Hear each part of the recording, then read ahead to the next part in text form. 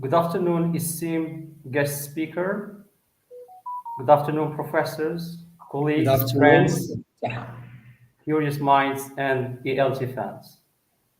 It is with great pleasure that I welcome you all to this intellectually stimulating event. Today's webinar promises to be a journey across countries, classrooms, and cognitive realms.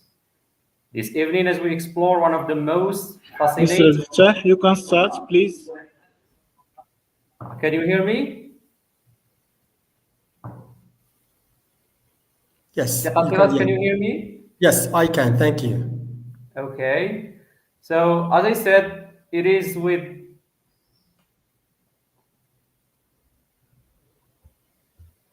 I think we have some technical problems here.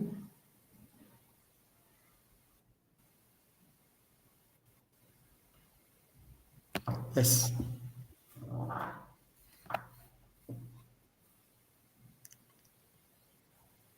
Yes, عبد الفتاح. Yeah. Okay. So, good afternoon, esteemed professors, colleagues, friends, and curious minds. It is with great pleasure that I welcome you all to this intellectually stimulating event. Today's webinar promises to be a journey across countries, classrooms, and cognitive realms. This evening, as we explore one of the most fascinating intersections in modern education, gamification, artificial intelligence, and 21st century skills.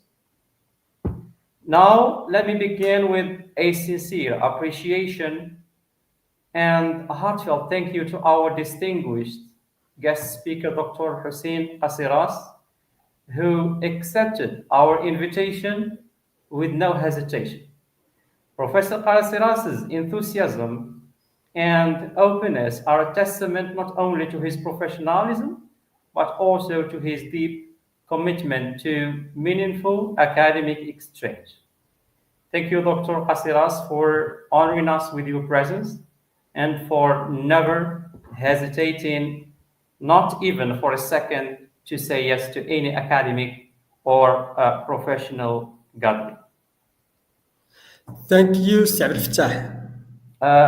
We are also profoundly grateful to the leadership team at Beit Lisaniyat Academy. Without them, this webinar wouldn't be possible.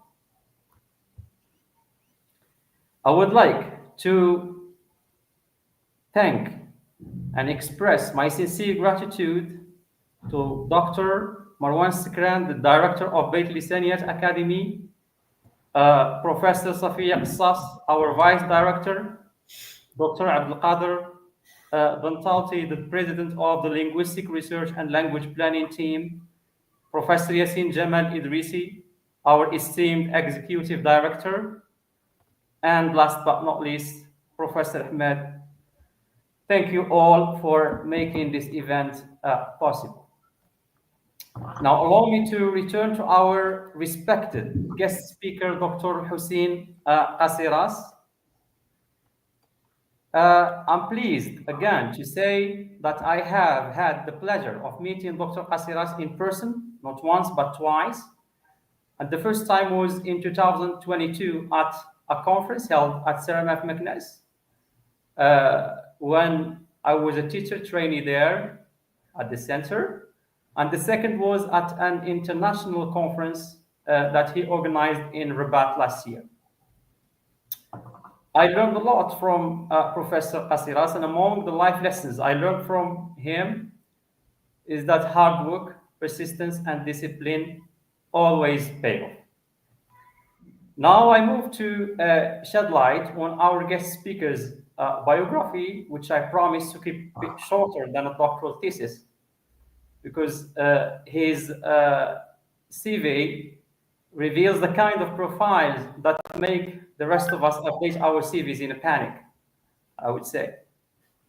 Dr. Hussein Qasseras is a professor of applied linguistics at Hassan First University of Stat and the founder of the American TESOL Academy in Morocco.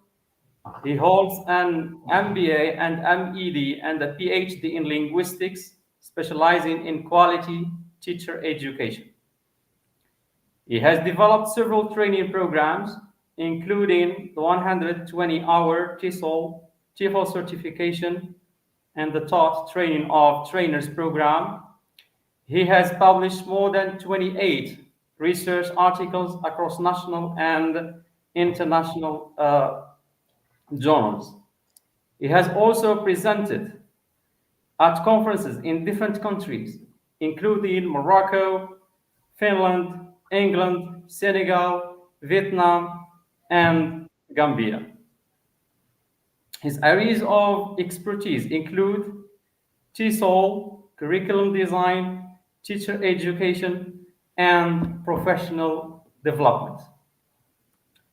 So settle in, adjust your screen brightness, silence those group chats, and prepare for a rich, data-driven, and refreshingly interactive session. Professor Qasseras, the floor is yours. All right, assalamu alaikum. Thank you so much, Mr. Abdel Fattah Abidi, for the invitation and for the nice introduction. And it's my great pleasure to share at Beit Lisaniyat my research article about gamification. And this topic has attracted a lot of attention from across the board, okay, in Morocco, Algeria, Tunisia, France, Spain. And recently I visited Finland to share the same research at Lahti University in Finland. And it was a very good experience to meet, educators, experts, professionals sharing the same topic about how to motivate and engage learners. So today, my topic is very interesting. It's about a comparative study on gamification in ESL classrooms across Morocco, Vietnam, and China. And some of you may ask a question, why Vietnam and why China? For one simple reason, because we have an American TESOL Academy here in Morocco. We train teachers and we help teachers to get access to the job market, not only nationally, but also globally. So those Moroccan teachers who are teaching now in Vietnam and China who would like to learn if they have the same thing, the same, good points about playing games in class like in Morocco, the Moroccan context or not. So today, I'm going to share with you very interesting things. Number one, I'm going to share this one. One second. An agenda. Then I'm going to start with an introduction. So an introduction about gamification, the research questions, the research methodology, the findings, the discussion, the recommendation, and at the end, we are going to end up with a conclusion. So let me share with you first, the first question I would like to share is this one, okay? What is the difference between a gamification, and game-based learning? In literature, you will see that many teachers use them interchangeably, but in fact, there are some differences. A gamification, and game-based learning. Let's start with this chart that summarizes the three concepts. So what do we mean by a game? Number one, a game has one purpose. Mostly that purpose is for fun. Sometimes it can be for learning, but most of the time for fun. So we are going to play something in class that has no relationship with learning. So we call it game. And gamification is when we apply a game or game elements to non-game tasks. I'm going to play a game and I'm going to add some elements like points, like competition, like rewards. For example, if my students do homework, I may give them +1, so rewards. Okay, good. And game-based learning, that's the most interesting. The purpose here is for learning. So we take the game, we put in class, and that game, we turn it into learning purposes. And here there is the opposite of game-based learning is a game. A game is for fun, and game-based learning is for learning. And gamification is between the two. It can be for fun and learn at the same time, okay? Great. Now, a game is just for fun. And gamification adds game-like rewards to learning tasks. And remember, it can be for fun or no fun.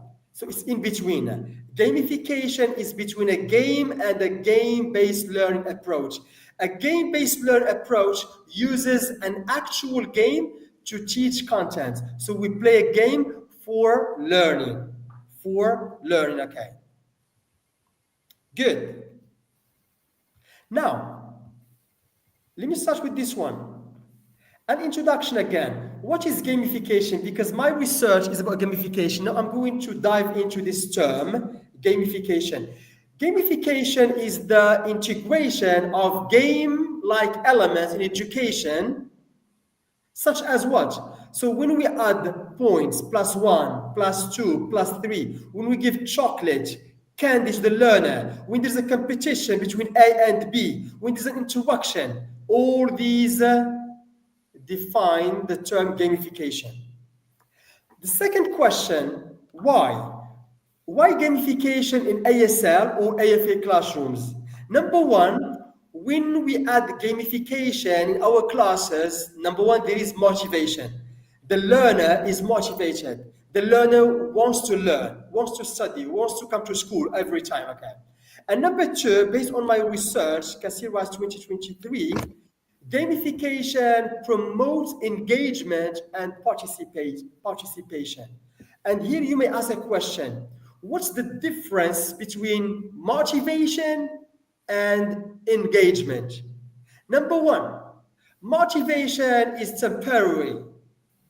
Today, I give a learner +1, he or she is motivated. But after a few minutes, he might not be motivated. So motivation is temporary.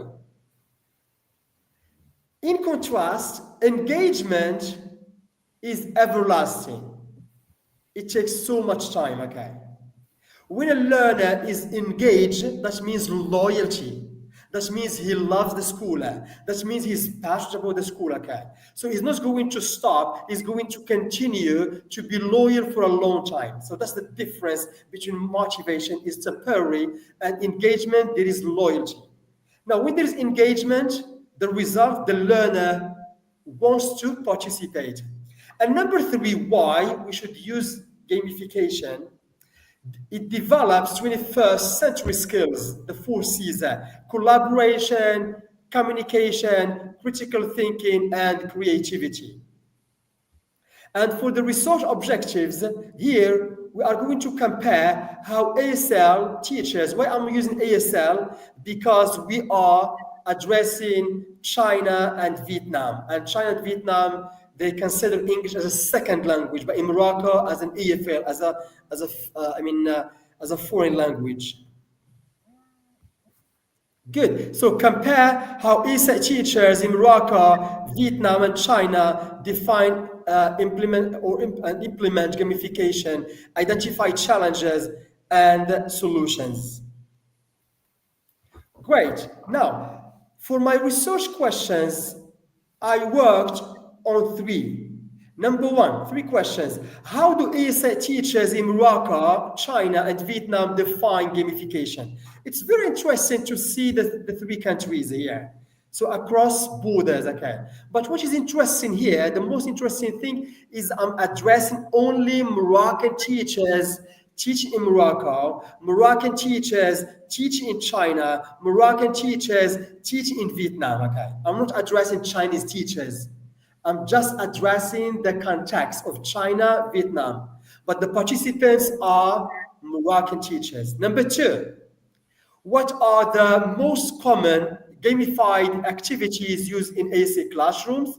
And number three, what challenges, problems do teachers face when implementing gamification? So these are the questions I worked on, and I'm going to try to answer during this presentation. Now, for the research methodology, it was 100% exploratory, it was qualitative research, and for the data collection, it was semi-structured interviews and surveys, okay? And I depend on digital surveys, okay? How many teachers I addressed? 45 participants.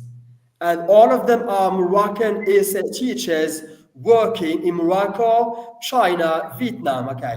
And those teachers are primary, middle, public and private school teachers. So they teach in the primary sector and middle school sector, okay? And both in the public and the private sector.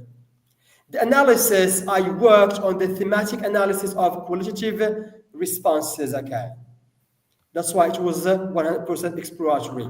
Now, the main interesting thing about my research is the first question: how do teachers define gamification? Now, I'm going to take on a journey into 3 countries. Let's start with Morocco. How we as Moroccan teachers teach in Morocco, how do we define gamification? So the majority of Moroccan teachers stated, number 1, competition. What is gamification? It's about competition. What is gamification? Is when we play a game between A and B, between group 1 and 2. So all of them use this topic or this theme, competition-driven approach. Number 2, they stress on rewards. What is gamification? Is when I give +1, +2, candy, chocolate to my learners.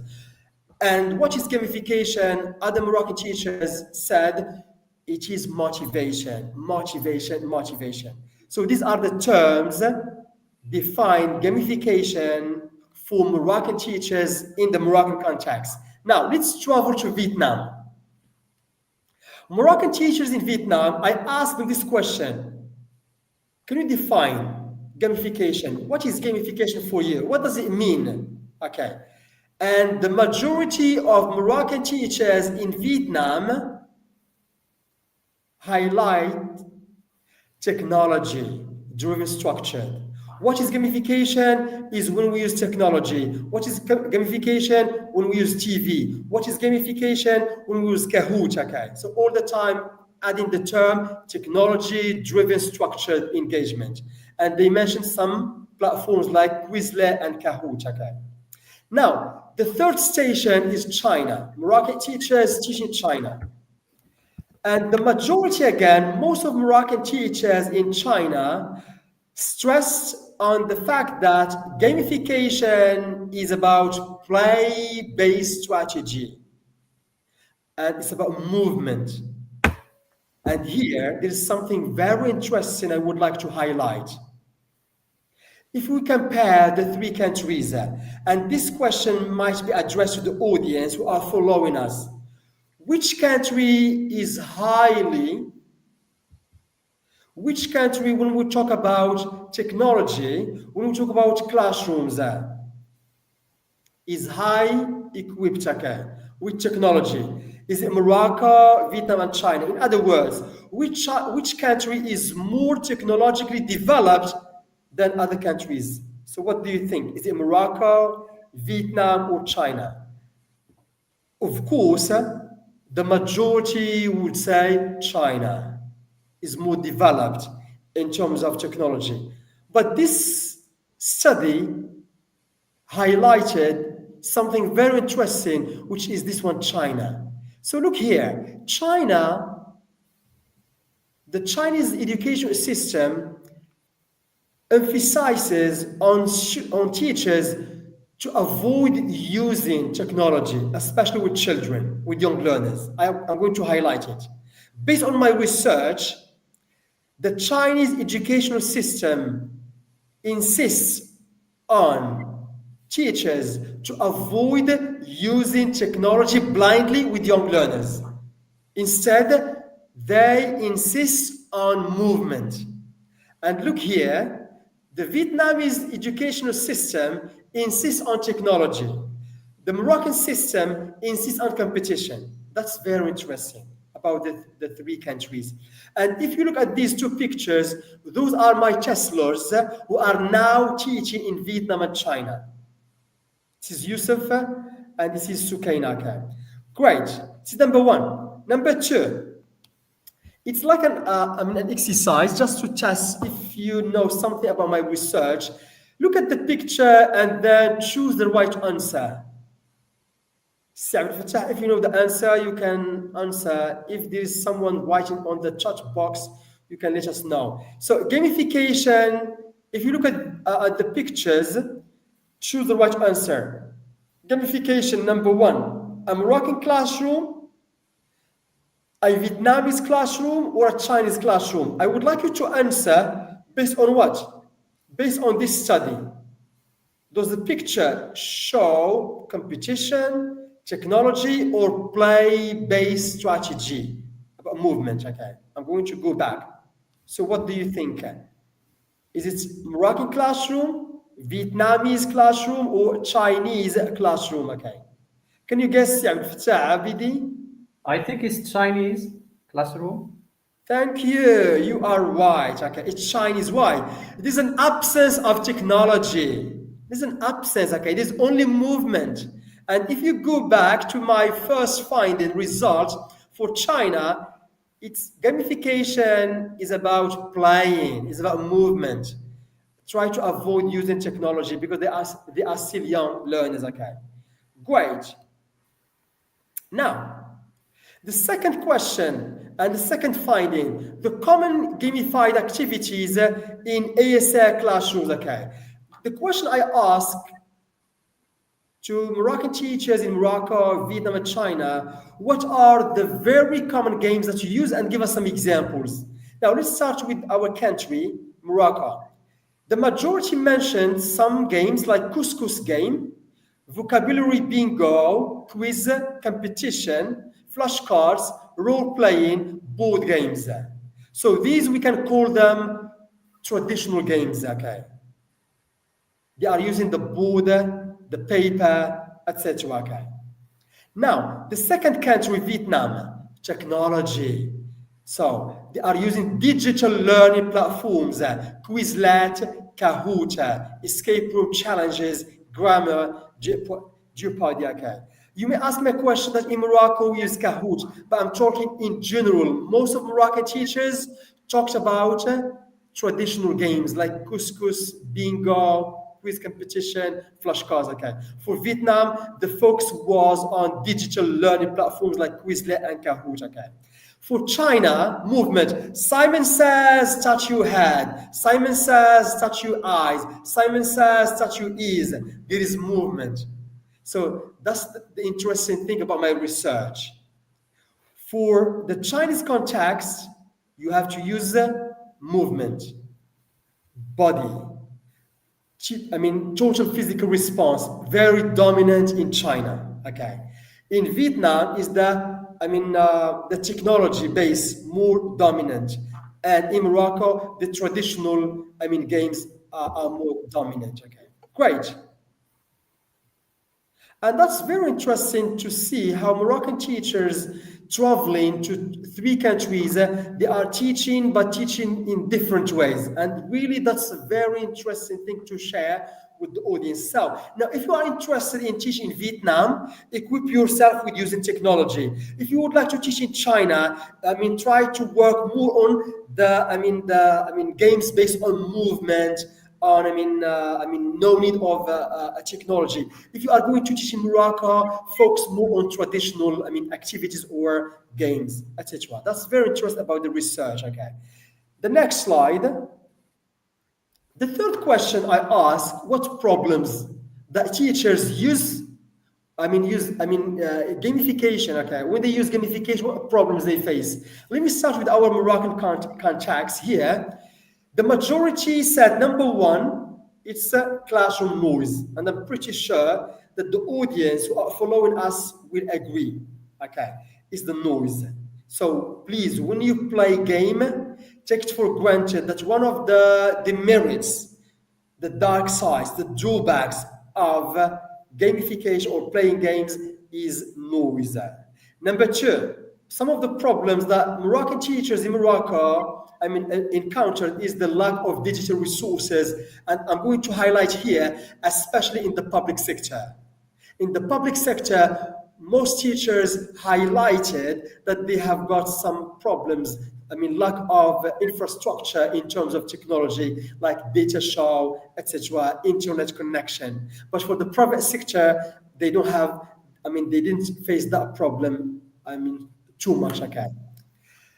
And the third problem in Morocco we face is keeping students focused after games. Now, when you play a game, motivation, engagement, so much fun. When you would like to go back to take them back to the lesson, that's a big problem. There's a gap. How can you take them quickly, smoothly to the main lesson? Okay. Now, let's fly to the next station. It's Vietnam. Okay. Vietnam, the Moroccan teachers in that country expressed dissatisfaction with playing games, especially with creating a balance. Okay.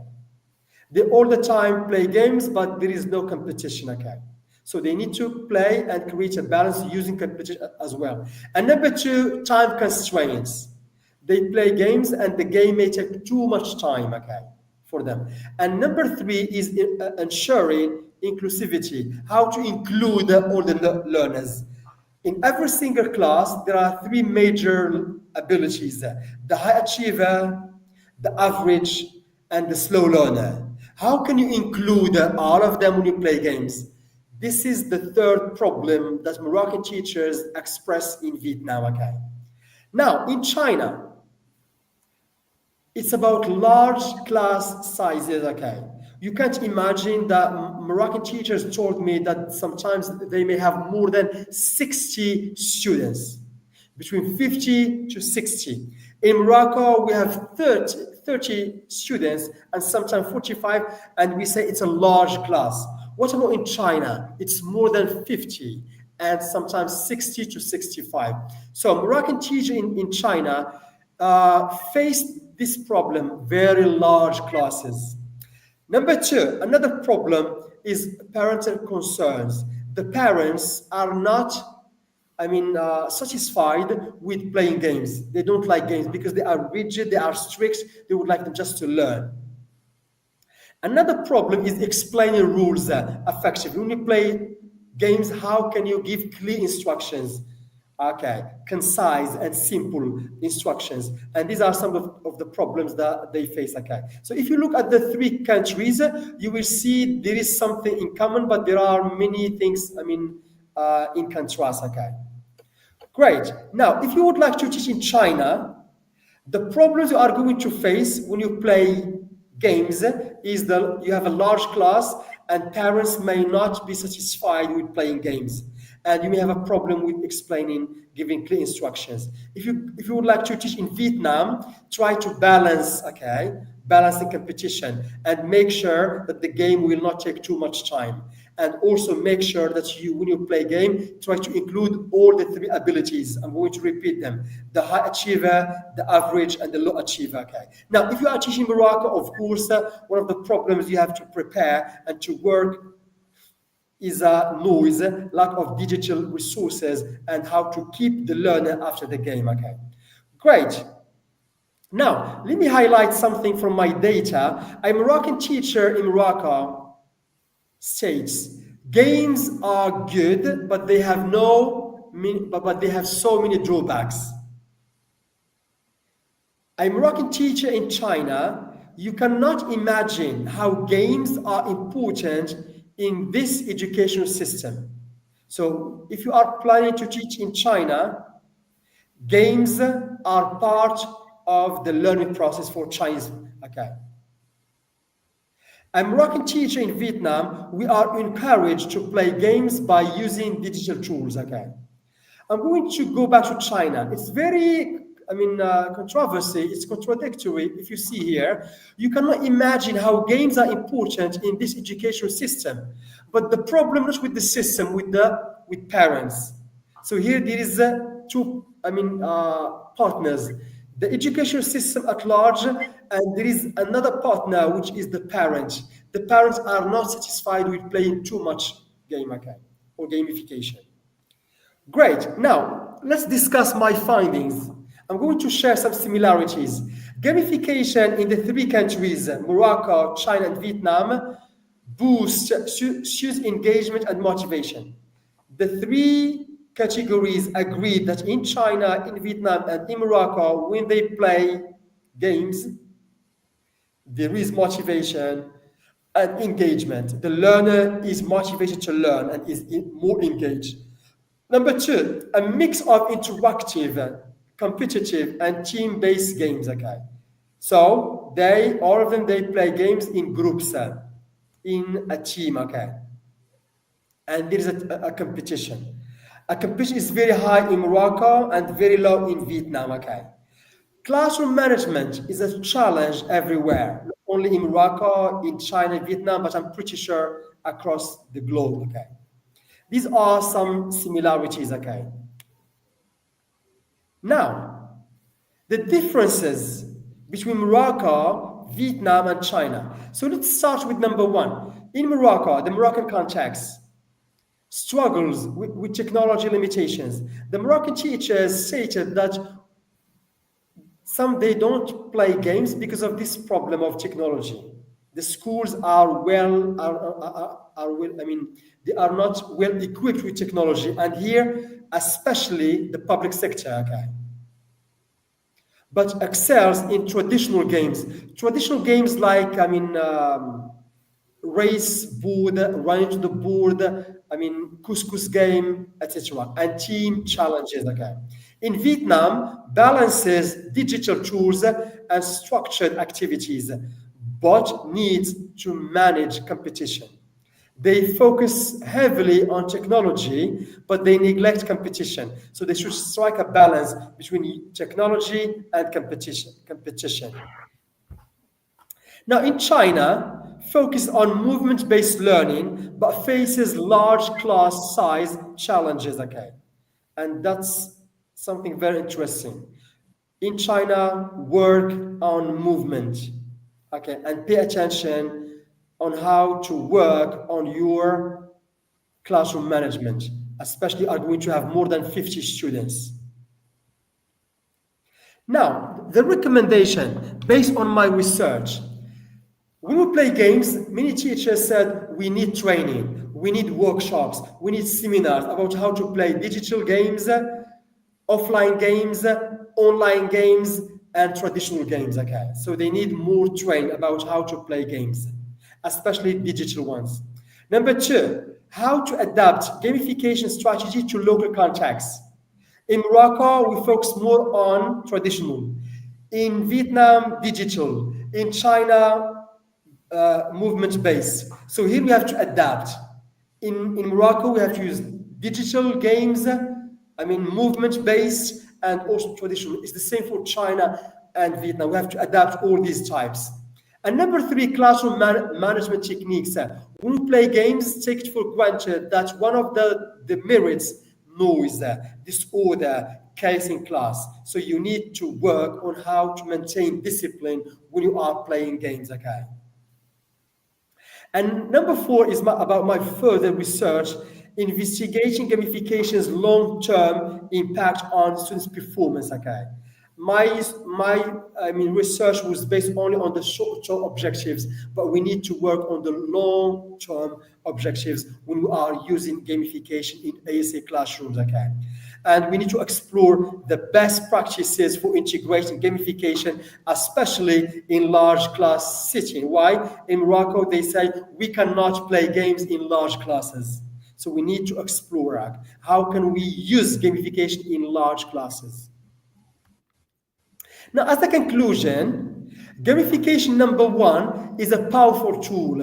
It's a tool that is very interesting, and we need to use it. Okay. And that's very interesting. It's in Morocco, China, and Vietnam. Okay.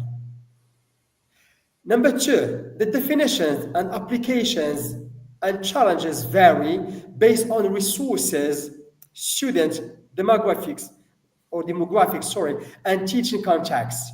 If you would like to define gamification, we need to take into account the setting. Is it Morocco? Is it China? Is it Vietnam? We need to take into account is a primary school, a middle school, or high school. We have to take into account even the age of the learner. We have to take into account the size of the classroom. All these, then we can have an insightful definition of gamification. The future focus, we need to develop and so developing adaptable gamification models for different learning environments. We need to adapt to develop an adaptable model for, playing games in Morocco, it's a model, playing games in China, a model, and playing games in Vietnam. So we need to work on this again. And these are the references I worked on when I was, conducting my study on gamification in the three countries, Morocco, China, and Vietnam. Now, my last word, gamification is a double-edged sword. It has merits and demerits. So you should play it and try to work on the engagement, the motivation, but at the same time, take it for granted that there are some drawbacks and you need to work on your classroom management. But please don't tell me that we cannot use gamification if you have a large class. No, the Chinese context and based on my study shows that 60 students and the Moroccan teachers in China play games with 60 students. So no need to tell me large class we cannot play games, okay? In Vietnam, they play gamification with digital platforms. Don't tell me that technology sometimes wastes our time, consumes time. No, in Vietnam it worked and it has worked up to now, okay?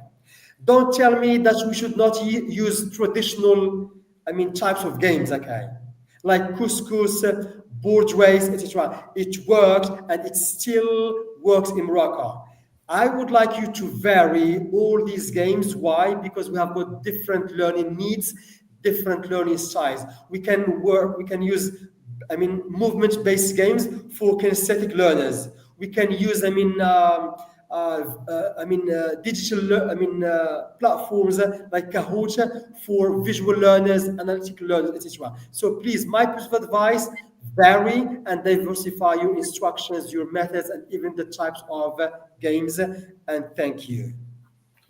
Thank you very much, Professor Qasseras, for your remarkably comprehensive and engaging presentation. Your presentation actually bridges theory and practice.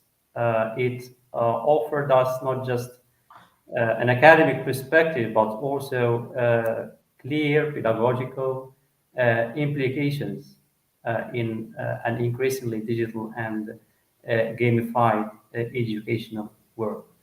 Now, let me please see if or if we have got any questions or remarks from the audience. So you can please type your questions or remarks here in the comments.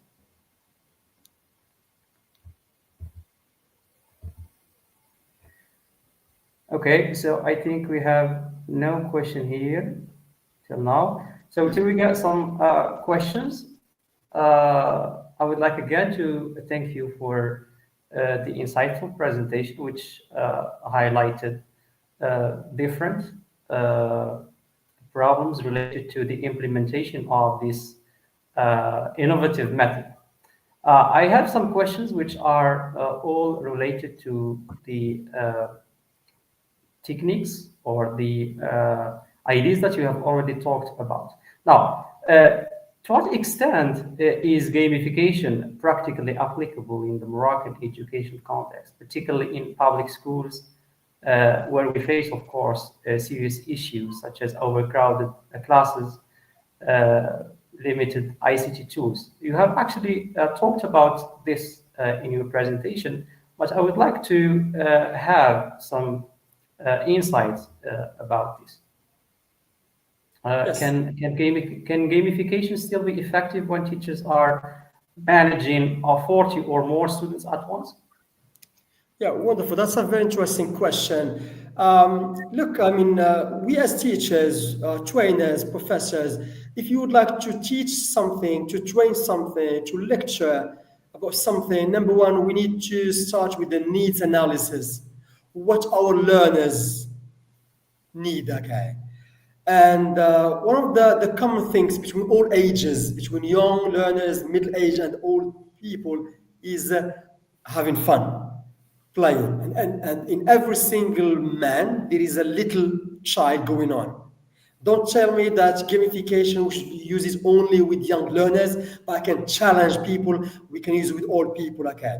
So the needs analysis show that gamification or playing games for learning purposes is essential for learning in every classes. Okay, which means that we as teachers we need to add this approach because it's a necessity. The learner cannot study for 1 hour, just study. The learner is a human being and he needs some fun. So we can use the game to break the routine. We can use the game to motivate. We can use the game to increase the high esteem. Okay. We can use the game for reviewing. Okay. Which means that playing games is a necessity that we should use in our FA classes. Now, your questions, address the large classes. And that's a very interesting question. I still remember on my Facebook page, I wrote a post on Facebook that gamification kind of is very essential today. And the majority said, yes, we agree, that's good. But most of teachers highlighted something interesting. Gamification is important, but we cannot play it, we cannot do it, we cannot use it with large classes. I'm going to highlight large classes. So the majority agree that gamification is good, but with large classes, difficult. And here I challenged those comments and they said, yes, we can play gamification, we can play games regardless of the number of students. And here the question is about the professional development, is about the classroom management. Are you well qualified to play games or not? If you have a good experience, you are competent, you have got the skills of how to manage classes, you can play.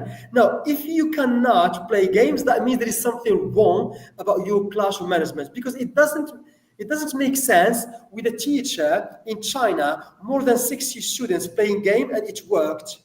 Here in Morocco, with 35 learners, and we are complaining about playing games because there is noise. So here the question is about the teacher should work on his classroom management. Okay. Thank you, Professor Qasseras, for your answer. Pleasure. We understand that gamification is important in today's classrooms, and we understand the benefits of this innovative method, but the question is always about the how. We have another question here, which is related to the second part of the question I raised earlier. The question is raised by Anis. He asked, how can we overcome the technological issue we have in Morocco? To overcome the technology, but the question is, if I understood the question, is about the lack of infrastructure or about how to use technology. Now, if it's about the infrastructure, this research has shown something very interesting. The public and the private sector in Morocco. The private, did not complain about technology because the majority mentioned that the classrooms, are well equipped. However, the public sector talks a lot about technology. The classrooms are not well equipped. There is no internet connection in our classes. Okay. So here, if you would like to add gamification using digital tools, so you need technology. And here, if there is no technology, it doesn't mean the end of the world. So you switch to the movement-based or use the traditional. Okay. So that's now the private provides you with everything. The public still, most of schools are not well equipped. In this situation, I really, I'm not, in the position of the top management to talk to them about, having a good infrastructure for every single school. Is the job of the top management to answer this question. Okay. Now, if your school is not well equipped, remember that we don't have only one way. There is no one perfect way. It's not only technology. You can use paper, you can use the border, you can use movement, and all these can add motivation, engagement in your classroom. Now, if I understood the second part of the question, if you have technology and you don't know how to use it, again, it's the CPD, the continuing professional development. We need to learn how to use technology effectively. When we use technology, don't be, blind and use technology blindly, taking a video from the YouTube and use it as it is now. We need to adapt it, and we need to see if the duration of the video suits the lesson type, the objective, the age of the learner. If the video, the images, the appearance, everything there, does not distort the image of Morocco. So we need to learn more about technology. Please don't use technology blindly, but be critical when you are using. I can give you an example.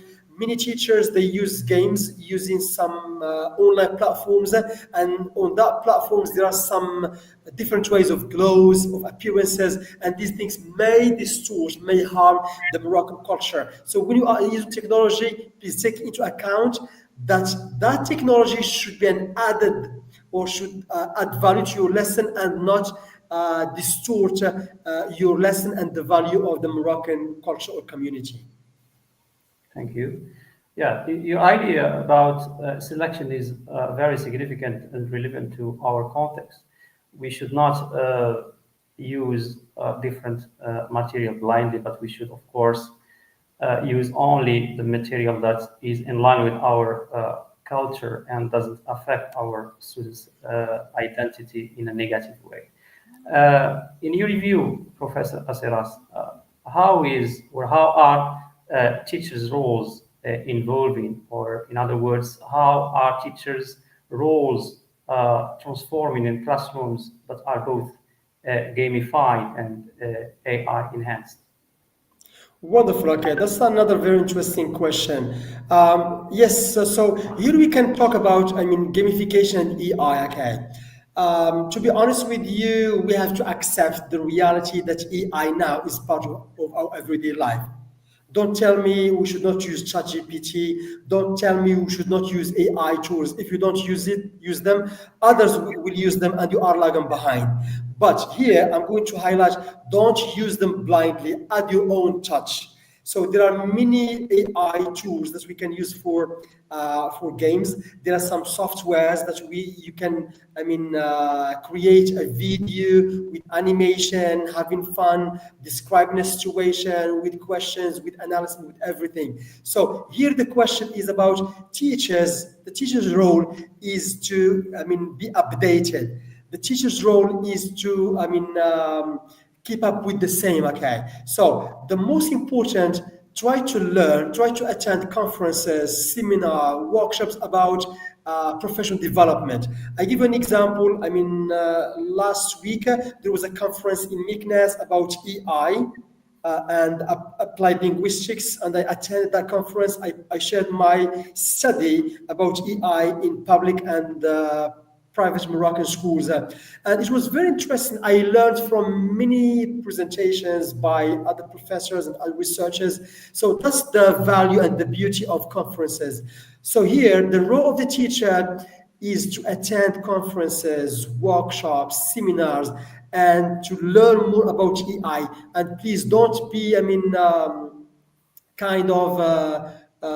concerned and worried about using EI. Try to be a friend to EI, and take it as your company. Take something interesting from it, add your own touch, and all these things will add value to your lessons. If you are still teaching using only the whiteboard, remember that the needs analysis will state that the learner is passionate about using AI. Our learners are more qualified. They love using AI. So we need to integrate AI in our technology.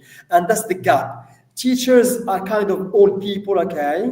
And learners are kind of young people, okay? Now, young people are born with technology and with AI. So they love using AI. But we as teachers, we need to bridge that gap. What is that gap?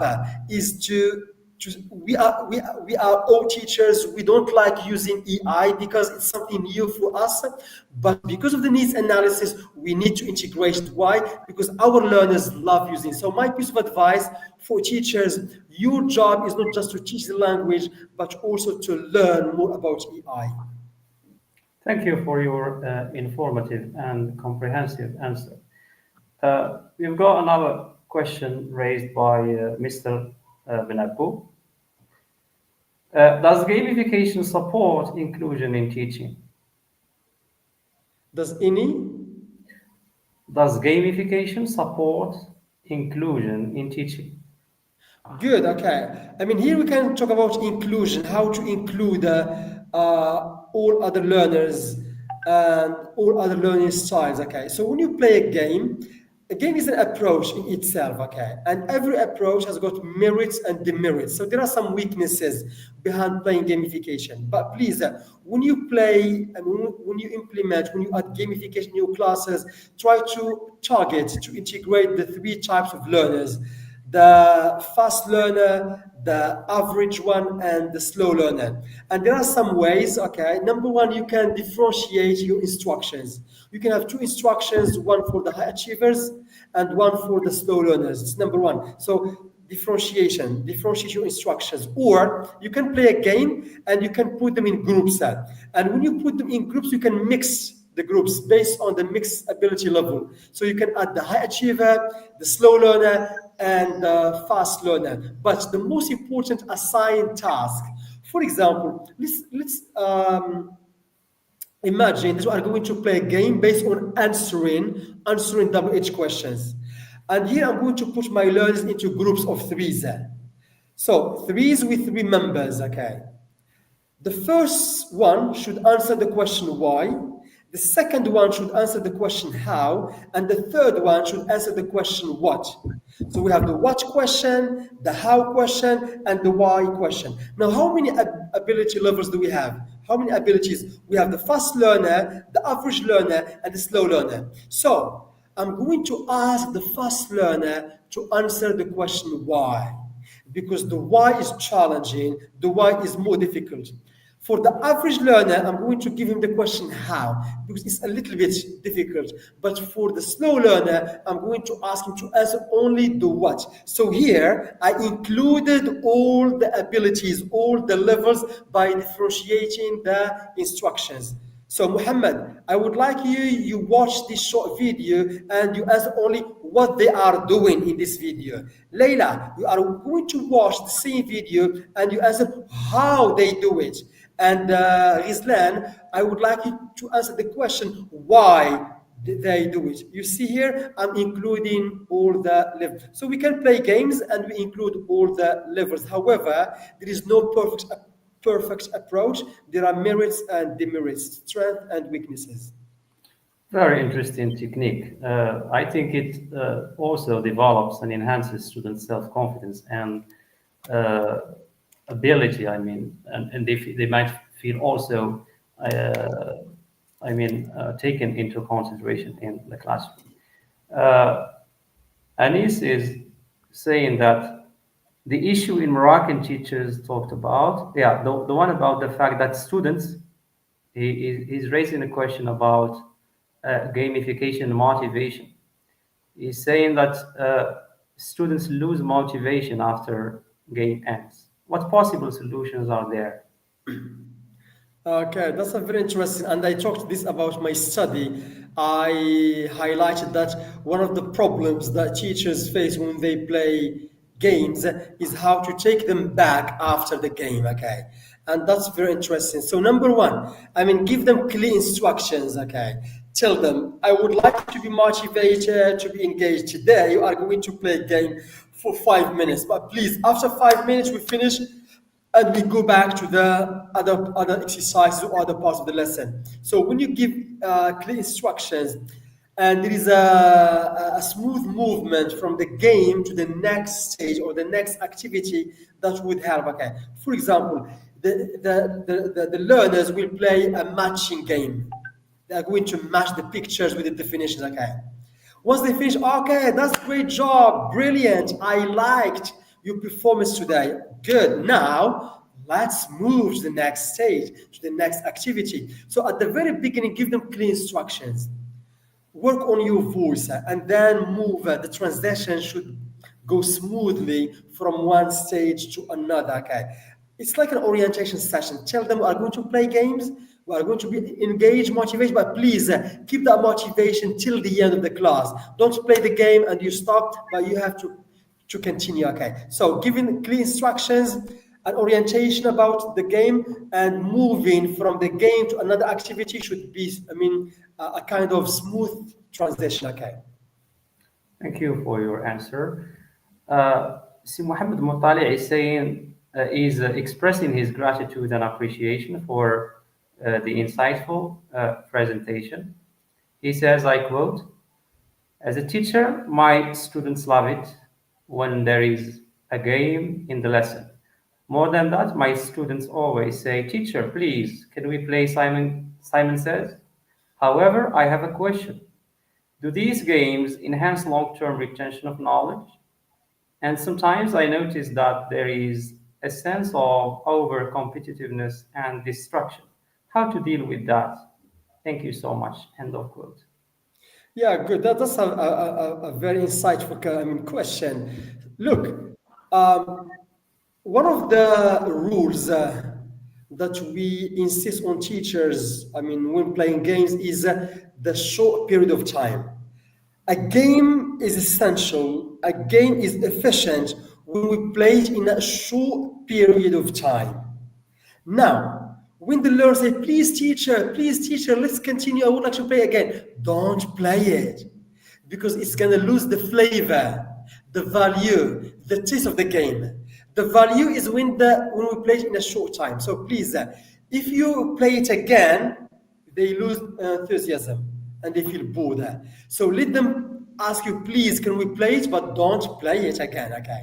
Because the beauty, the value, the importance of the game is in a very short period of time. So number one. Number two, one of the best ways to play a game is to put it in a form of a competition. But here, be careful.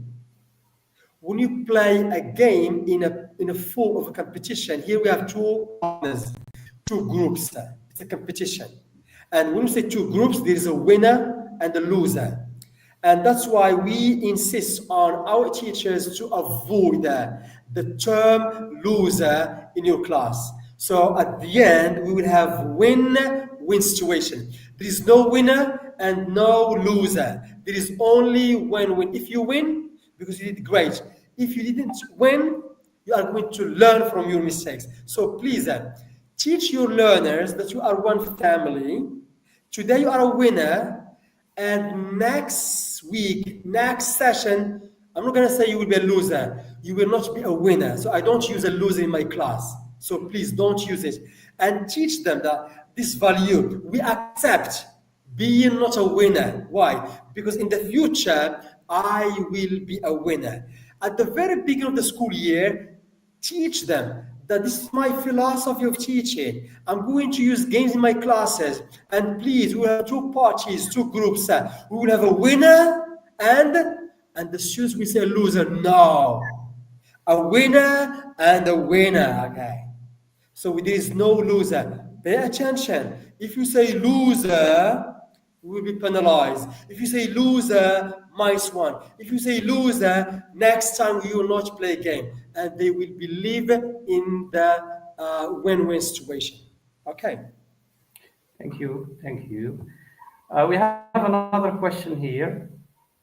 Is implementation always effective, especially with teenagers and baccalaureate students? Okay, so these are the two target population, the teenagers, and something very common about adolescents or adolescent learners is the fact that they would like to break rules.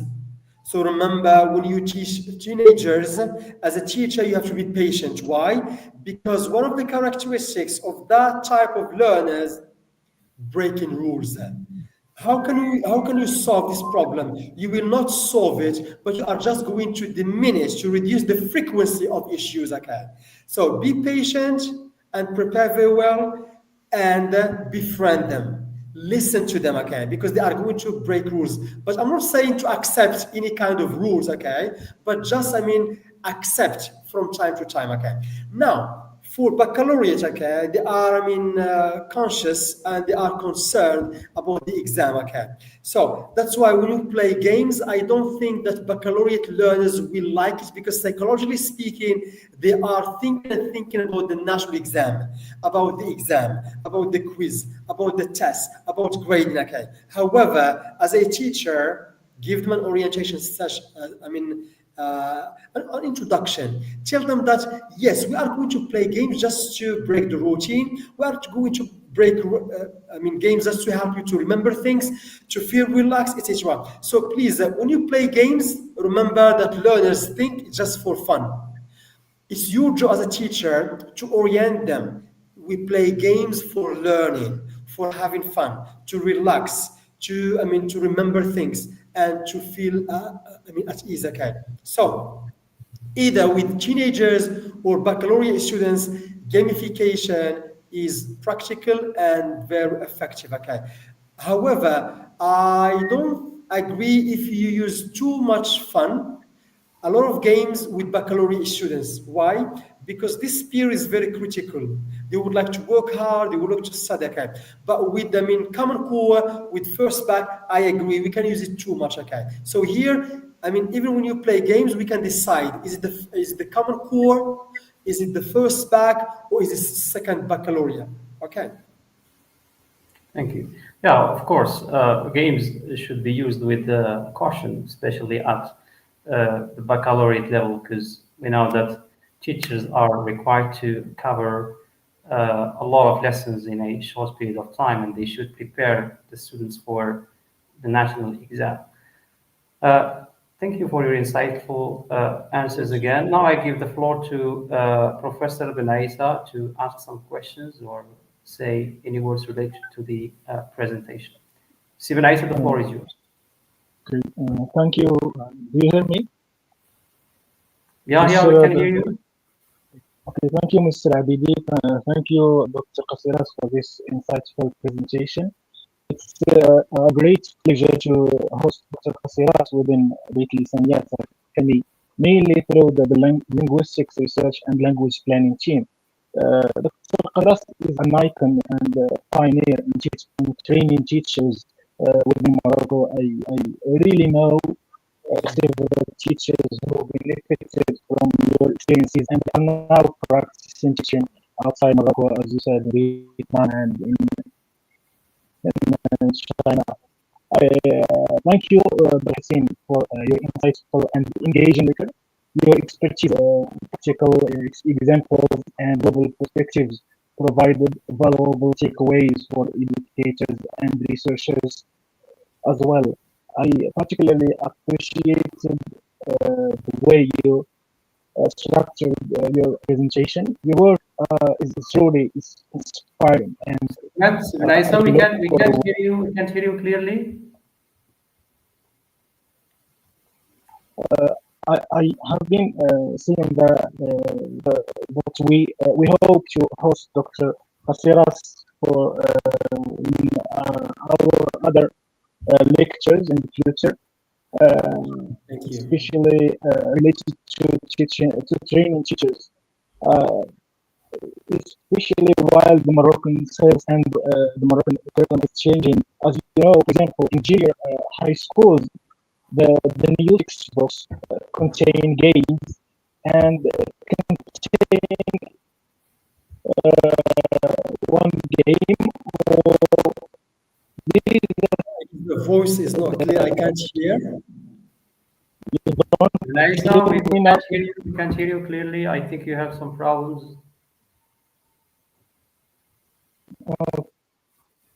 I think your mic is not working properly.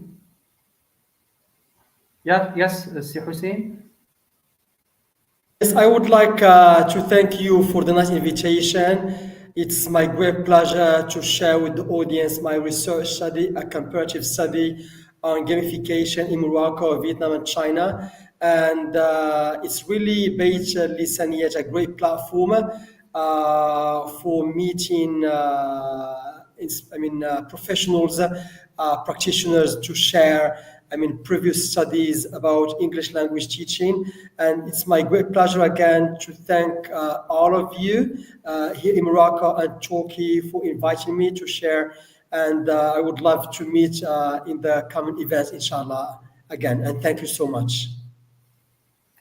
Thank you. Thank you, Sir Qasseras. Sorry. Naisa? Do you hear me now? Is the voice Not clear? clearly, not clearly. Not clear now? No, unfortunately, not clearly. Can you hear me? Can you hear him, Sir Qasseras? No, there is a noise going around his voice, okay? It's not clear. Okay, so sorry. Okay. So And thank you. I have another question which is related to equity. Of course, technology brings new opportunities, but also some problems related to inequality, which raises a critical issue. Uh, Professor Qasseras, how can we ensure that gamification does not widen the gap between schools with ample digital resources with those with non-digital tools? Yes, that's a problem in itself when you see that there are two types of schools, one public, and some of it are not well structured, not well built in terms of technology, while the private sector well, structured with technology. That's a problem in itself, especially gamification is an important concept in English language teaching. And here I would like to shed lights on the Finnish system. In Finland, they have got only one system, okay, and there's only the public school. So they are all, this is what we call equity, okay. They are all studying in the same school, the same system. To be a rich person, a poor person, to live in this place or another place is the same. And that's why when it comes to learning, they have got equal opportunities, okay. Now, the situation in Morocco and in other countries, that's a problem in itself, especially when we use technology. To be honest with you, based on my study, private schools are well equipped and they provide new opportunities for learners to practice and to use the language and also to benefit so much from gamification. So here my piece of advice is, number one, is to balance between the private and the public. I'm not saying that, admitting or saying that the public schools are not well equipped, but some of them are not, especially in rural areas, okay? And here is a matter of equity. How can we, build a good citizen having the same benefits and the same opportunities like the one in the urban or in the center, okay? So we really need to have a second thought about equity in Morocco, and we need to see how to empower students who are in the rural areas. Because to be honest with you, in the big cities, yes, I agree, the schools are well equipped with technology. Now, when you go far away from big cities, especially in small like villages, you will see that there is a problem about technology, and we cannot deny that technology enhances the learner's performance, the learner's fluency, the learner's accuracy, and the learner's cognitive development. So it's high time for the top management to think about how to work on or how to support financially, technologically, and also in terms of infrastructure, those who are in the rural areas. Thank you. Thank you. Mr. Benaisa? Okay, do you hear me now? Is my voice clear? Yeah, it's clear now. Okay, thank you, Dr. Qasseras. Thank you, Mr. Abidi, for Pleasure. this engaging lecture. I was talking about the change that is taking place in Moroccan classrooms. For example, in junior high schools, the new textbooks include games. Each unit include a different game or more than one game. So today, teachers in Morocco need training, not only novice teachers, but also those experienced teachers. To I have some questions here. For example, can you, Dr. Qasseras, share with us a specific example of gamified activities that significantly improved language acquisition in one of these contexts? Yes, there are three types of games we can play for learning purposes. We can play offline, which means we don't need the internet, or we can play online. We need the internet, or the other one is to download the game. Okay. So Yeah. here, if you are going to use technology, I'm pretty sure that many teachers are familiar with Kahoot, Bambuza, Class Dojo, the Millionaire. Okay. And here I'm going to share with you the Bambuza. So Bambuza is an online platform, and this one is really important for practice. When you would like to practice, especially matching, guessing, and multiple choice. Now let's imagine we are going to teach our learners, geography about countries, geographical places. Here, for the Bambuza, it gives you that platform where you can fill in the gaps, okay? Like the beach, the forest, the lake, the sky, the plant, etc. Okay? So you fill in these vocab terms because I taught my learners about nature. Now, for the practice, you can use practice interactively in class. Okay, they ask and answer. Okay, what is your favorite? Geographical place? It's the lake because it's just practice an interaction. Now, I'm going to play gamification. I would like to have fun, engagement, competition. So here I'm going to put my learners into groups, and I'm going to use technology. I'm going to use Bamboozle.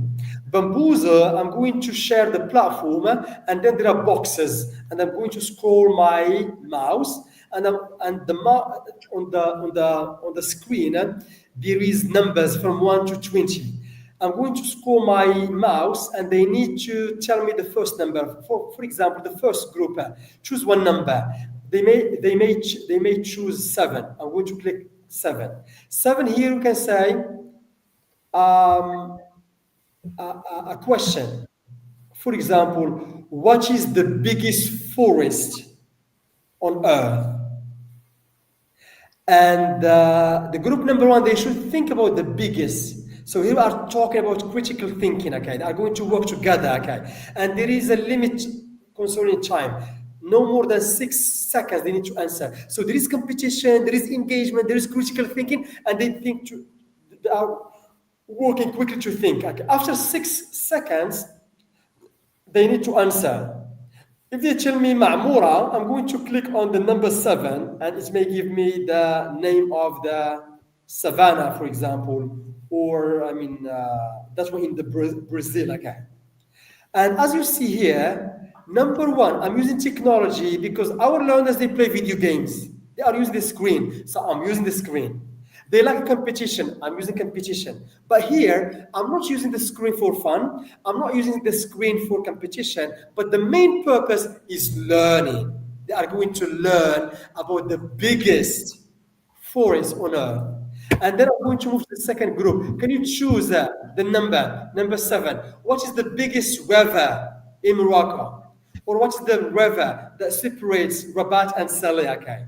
And you see that there is engagement, there is competition. So I advise teachers to use Bambuza, Class Dojo, the Millionaires, Kahoot. These games will add value and beauty to the teacher's class. Okay. Thank you, Dr. Qasseras. Several teachers who try to use games within their classrooms have some fears from how to balance the fun aspect with this measurable language learning outcomes. Nice, yeah. Good. So number one, I mean, at the very beginning of the school year, basically we start with the agreements between me and my learners, with we call it the code of conduct. At the very beginning, tell them that in my classes during the school, during the course, we are going to play some games. And remember, number one, the main purpose is not fun. The main purpose is learning. So tell them this at the very beginning. And now, when you play a game, tell them today we are going to play a game, and that game is about the simple past. So we are going to practice how to conjugate the simple past, okay, and how to move from simple present to simple past. Tell them, okay, give them clear instructions, okay, and they are going to have fun, and behind fun there is learning. So please, we need to strike a balance between fun and learning, but the main purpose is not fun, it's learning, okay. What is the problem is when you have too much fun. Too much fun means too much time, and then you are wasting your time, you are consuming too much time, and you might be behind schedule, okay. So please, when you play games, tell your learners we are going to play a game, and this game is about matching. This game about filling the gaps. This game is about conjugation, okay? And they are going to play. And if there is so much fun, penalize learners. If there is so much fun, stop the learner. Next time you are not going to play, and you will see they will think twice before they play the game. Okay, Okay. thank you. Yeah, indeed. Thank you so much, Dr. Qasseras. Let's go back to your research. Are there any surprising similarities in how teachers across these different countries perceive gamification and how they are using games in their classrooms? Are there any surprising similarities? Yeah, I mean, based on my research, there were some similarities. Number one is the classroom management issue, okay?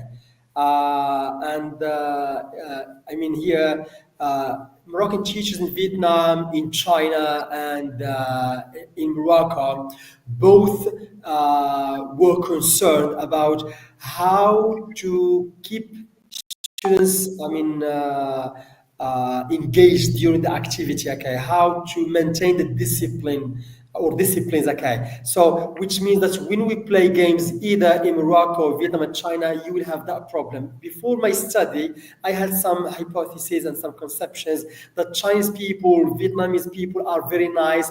They may not, I mean, create problems in class, but when you play games, expect this, okay? But I mean, for the differences, that was the surprising. The surprising were not, I mean, surprising things were not about similarities, but they were more about differences. I was so surprised to see that China, as a great country, technologically well developed, but that country insists on teachers to not to focus more on technology. Try to avoid using technology, especially with young learners. Okay, in Morocco, we do our best to use technology if we have. In China, so in Vietnam, they use technology excessively. Okay, but in Vietnam, no. In Vietnam, number one, movement, body language. So that was a surprising, finding in my research is about China. They avoid using technology, especially with young learners. Thank you, Dr. Qasseras. As you know, Morocco is a country in which society is more collective. So, as you said, it's better to use games that are based on this feature of the Moroccan culture. And as you know, the new learners are digital, and they are using technology outside. And if they try to use game, teachers try to use games that engage different students in group work or peer work and so on, they will enjoy more. Please, are there any recommendations that you may recommend to novice teachers who are teaching you English as a foreign language or a second language? Okay, good. Yeah. Great. So now, when we play games, as I said at the very beginning, is a double-edged sword. It has merits, demerits, weaknesses, and strength. So number one, choose the right game that suits the learner's age. Select the right game that suits the learner's level. Choose the right game that suits the size of the classroom. Choose the right game that suits the type of the lesson. So when you think about this, then you can play a game. Don't be very passionate and you play any game. No. There is a game for accuracy. There is a game for fluency. There is a game for reviewing. There is a game for practicing. There is a game for analysis. There is a game for breaking the routine. So number one, I need to choose the game based on these elements: the age, the lesson, the size of the class, etc. And number two, I need to use the game, number one, for learning, and number two, for fun. In terms of percentage, we can say 70% learning and 30% fun. Okay. Number three, the game should take a very short period of time. Novice teachers are very passionate, they would like to have fun with learners. No. Try to play the game in a very short time. If you continue, you will have only noise, chaos, boredom, etc. Okay. If the learner said, please teacher, can we repeat? Please teacher, don't do it. As I said at the very beginning, that's the beauty. That's the flavor of the game when it is played in a very short period of time. So playing a game is like setting up your own business. In business, don't be passionate. Be realistic.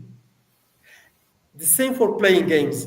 Don't be very happy, very excited to play games, but be very realistic about noise, about time constraints, about your neighbors next to you, about the lesson, about the program, about everything. Okay. Thank Thank you. you so much. Thank you. Very, Floor very is yours, interesting. Mr. Abidi.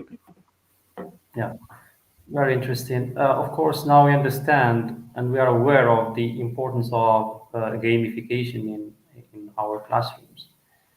Of course, now games are included especially in middle schools, in seventh and eighth graders.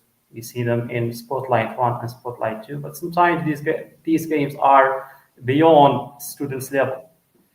We just need to adopt those games and try to meet students' needs, age, and level.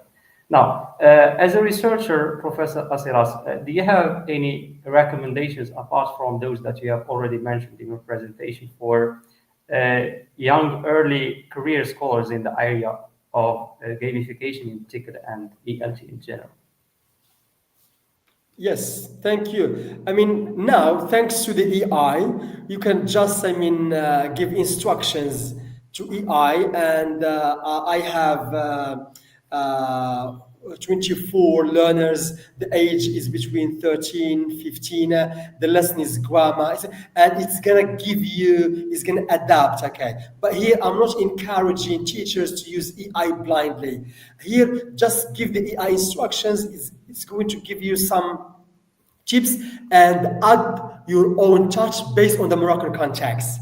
And that's the success.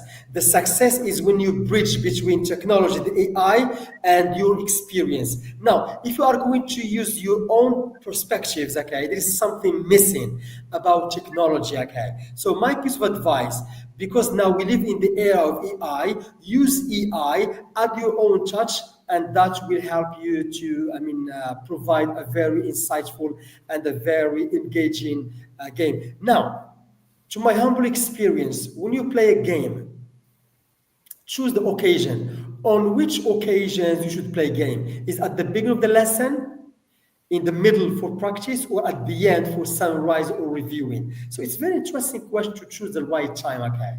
And number two, the game. Does it match the objective of the lesson or not? The game should match the objective, okay? If the objective is for accuracy, writing, grammar, it's only about grammar, writing, there's a game for that. If it is fluency, speaking, listening, sometimes reading quickly, there is another game. Okay. So my piece of advice: choose the right occasion and go back to the objective of the lesson. Okay, and then you can decide. Okay, and of course you can adapt the game based on the learners. Okay, the Moroccan context. Okay, I cannot use a game from the West and implement it here in Morocco because the Moroccan context will decide. Okay, for example, I'm teaching adult learners and the game is based on hugging each other. I cannot use it because hugging, we can do it in France, we can do it in Germany, we can do it in America because that's culture.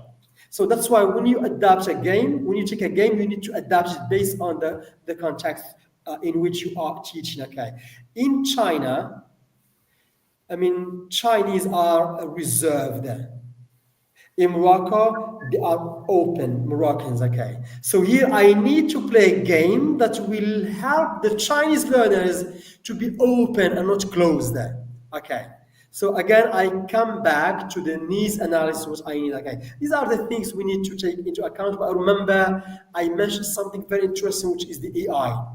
Use it to get improve that and to improve, to boost your teaching practices. If you don't use it, you are going to boost your teaching practice, but slowly. Using the AI, adding your own touch, there is improvement in a very short period of time. Indeed, And thank you. thank you very much. Do you have any final words, Professor Qasseras, before we close this webinar? Yes, I mean, my last word is CPD, continuing professional development. Invest in your professional development. Invest in attending conferences. Invest in attending seminars. Invest in visiting other teachers. Invest in learning. And when you invest in your CPD, I'm pretty sure you will not tell others that we cannot use games with large classes because there is noise. If you invest in your professional development, you will say, I can use gamification with large classes because I know, I learned, I exchange information, and I watch a lot of things. So that's my piece of advice. CPD, CPD, CPD, and thank you. Thank you very much, Professor Qasseras, for being with us. Thank you very much again for your informative, insightful, and engaging presentation. Thank you for always being ready for any academic gathering. So as we come to the end of this webinar, I would like again to extend my sincere and deepest gratitude to our distinguished guest speaker, Dr. Lhossaine Qasseras. Thank you, attendees, for your questions and for your presence. Your questions and engagement are, of course, what made this webinar a success. Special word of thanks goes to all the Beit Lisaniyat Academy members for their hard work and for always being there when we need them. Thank you all and goodbye. Thank you.